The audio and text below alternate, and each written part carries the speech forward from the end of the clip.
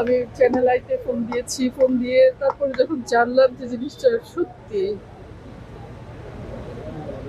আসলে আর দুঃখ প্রকাশের ভাষা আমি হারিয়ে ফেলেছি।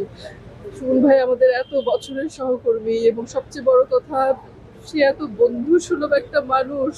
আমাদের যে কোনো বিপদে, যে কোনো কষ্টে, যে কোনো কিছু আমরা ফোন করে সুমন ভাইকে শেয়ার করতাম। কিন্তু এই মানুষটার ভেতরে যে সে যে কি সমস্যা হলো বা কি অসুস্থতা ছিল, সে আমাদের সাথে সেটা শেয়ার করেনি।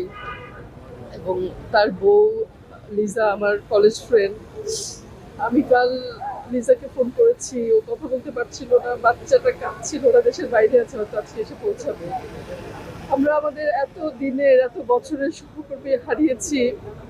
সবচেয়ে বড় কথা, আমাদের এমন এমন মানে ভালো মানুষ, বন্ধু, তাকে হারিয়েছি। বিকাশ পেমেন্টে 10,000 টাকার বেশি অফার। শপিং চলছে তো। হয়তো মিডিয়ার কোনো ক্ষতি হয়নি, কারণ মিডিয়া থেকে তো সুমন আসলে অনেক আগেই নিজেকে গুটিয়ে নিয়েছে। ও চ্যানেল আইতেই রেডিও ভূমিতে চাকরি করছিল দীর্ঘদিন ধরে। তো ওর ভিতরে তো একটা কষ্ট ছিল, খুব ছিল, যে মিডিয়াটা কেমন অন্যরকম হয়ে গেল রে বন্ধু, আমাদেরকে বোধহয় আর দরকার হয় না।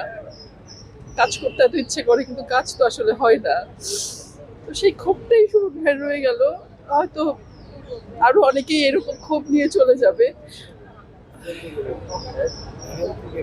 এটা ঠিক না। মিডিয়াকে ভালোবেসে যারা এত বছর ধরে এত কিছু দিয়ে গেছে, সেই মিডিয়া তাদেরকে কি দিচ্ছে বা কি দিবে সেটা মিডিয়াই সিদ্ধান্ত নিক। আমি আর কিছু বলতে পারছি না। আপনাদের সবার কাছে শুধু সুমন ভাইয়ের জন্য দোয়া চাইছি, আর কিছু বলতে পারছি না। Sorry, thank you.